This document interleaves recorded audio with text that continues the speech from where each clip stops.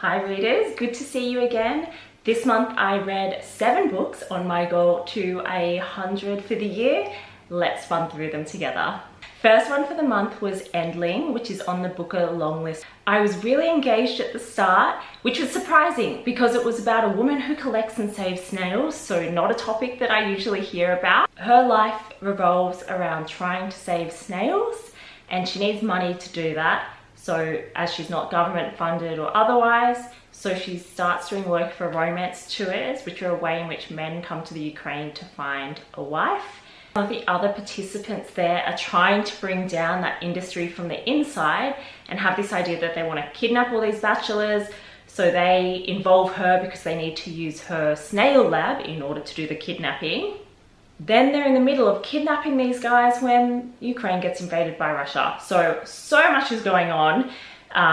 Really unique ideas. Then there's a bit of a strange break in the book in the middle. I won't tell you what happens, but it definitely took me out of it and I found it difficult to get back into it for the second part of the book. Crazy unique idea, able to comment on all these things: climate change, war, misogyny, the way that the bridal industry is set up in Ukraine and how it's abused by certain people, but yeah, just not one I'd recommend. Next book for the year was When the Cranes Fly South, which was a recommendation from Richard Osman's mother. I got that from his podcast that he has with Marina Hyde, and probably my favourite book of the year so far. The book is from the perspective of Beau, who's 89, he's stuck at home, he's really frail, needing a lot of home care, and his wife has recently been moved to an Alzheimer's facility. And the book is in some way a bit of a conversation to her and his reflections on his life currently. You know, his son wants to take his dog away from him because he's concerned that his dad will fall when trying to walk with him in the forest, and a bit of a reflection on his life and how he's been able to share how he feels with people, or more to the point, hasn't. There's nothing fancy in the book. It's just a really quiet book of reflection, but it feels so honest and real and vulnerable, and I was really engaged in reading it, and I would thoroughly recommend it. Next book for the month was The Phoenix Pencil Company by Alison King, another one that had some very interesting themes it was commenting on from a super unique lens, and I'm so impressed by these women and how incredibly brilliant and imaginative their minds are. But for me, this is another one that didn't do it in terms of execution, but I'm still like in awe that they ever thought of these ideas in the first place. In this book, we have a super intelligent young lady, Monica. She's at uni, she's studying computer programming, and she wants to help her 90-year-old grandmother reconnect with her cousin from her youth that she hasn't seen in decades, and she utilizes her computer programming to do so.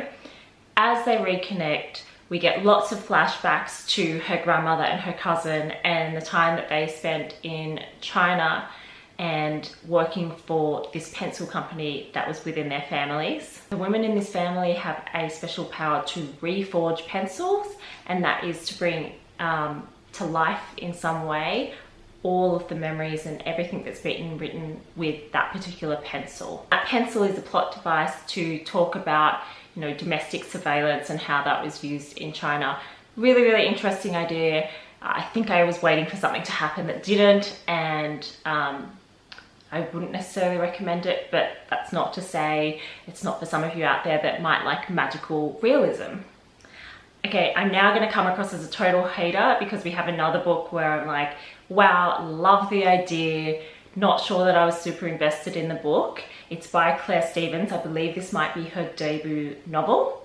So in this book we have Ruby, a journalist who is getting cancelled online for some of the articles that she has done. And I suppose what makes the book itself sticky is that I don't think that we necessarily thought that the lead character was doing the right thing anyway. So yeah, very interesting concepts to think about: social media, cancellation, how much time we spend online. The book definitely made me think about the insidious nature of public shaming and how far people are able to go online behind the lens of being anonymous, or how people want to take a particular really strong view to generate their own views and to generate their own audience, and how they can kind of stick a group of people on another person. And there was really lots of interesting commentary about that.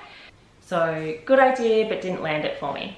Next up, I read What We Can Know, which was my first ever Ian McEwan, who is a very famous author, and you may have read a few of his works previously. The book commences in 2119 after climate change has completely ravaged the world and there's been a number of nuclear wars.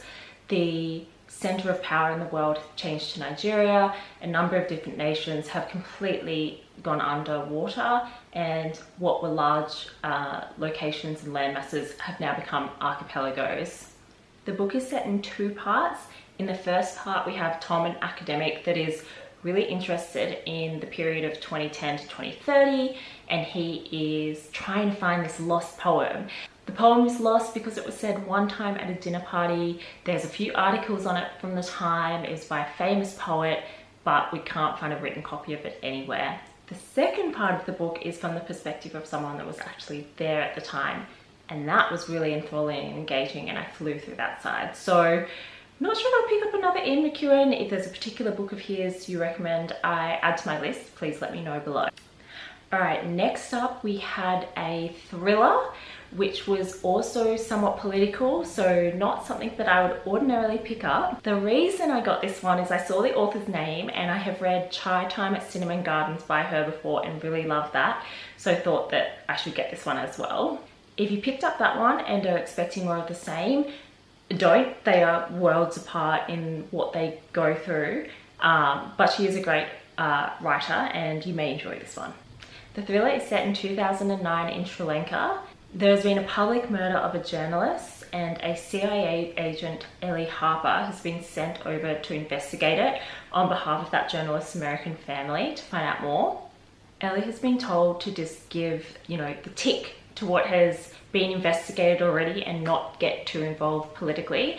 However, she wants to investigate further, and in doing so, she puts herself and some of her colleagues at risk. Super fast paced and easy read. I do have to say Ellie's a little bit of a caricature, so didn't particularly feel real, but I think that's the case with these spy novels. There's the Jason Bournes and the people that don't seem like real life. But I would say that Chai Time is probably my preferred book by her. My last book for the month was One Golden Summer, and I loved it so much. Highly, highly recommend. This was a simple, easy romance, but it was just executed so well. Our protagonist, Alice, is a photographer that goes out of her way to help her family and friends, but doesn't really feel that reciprocated and isn't very good at setting out what she wants and communicating to people that she's not receiving what she needs from them. She's really successful in her job, working really well commercially, but she doesn't love what she's doing. She's just had a really long-term relationship breakdown, and not only is she down in the dumps about that, but her grandmother that she loves is also down in the dumps because she's just had a hip replacement.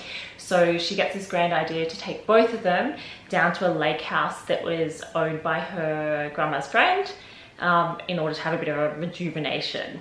While there, she meets Charlie and they start falling for each other. It's very gorgeous. They have amazing banter together, really great dynamic between them. I kind of had an idea where the book was going from page 190 because I took a note of it because it seemed quite early on in the book to get that sense. It's about 2/3 of the way through. And from that time onwards, without revealing what ends up happening, just because of what I thought was going to happen, my eyes were leaking the entire time. Apparently this book links in with Ever Summer After by the same author. I didn't know that before I read it. I don't think it's really detracted from it, but I am keen to read that one. If you get the opportunity, I would say read it in the other way because I think the other one comes first and has some similar characters. So in summary, my favorites from the month were One Golden Summer, just a gorgeous classic romance done so well. Simple, done well, love it. And my other favorite is When the Cranes Fly South, which was just about an old man reflecting on his life. So I think the things that I'm loving and enjoying at the moment are just really simple, beautiful reflections of life. It's very early in the year, but at the moment we are holding on to our 100 book goal. If you want to follow along while I try and meet that goal, please subscribe. Or if you've got your own goals, I'd love to hear about them. Please comment them below. I'll see you next time.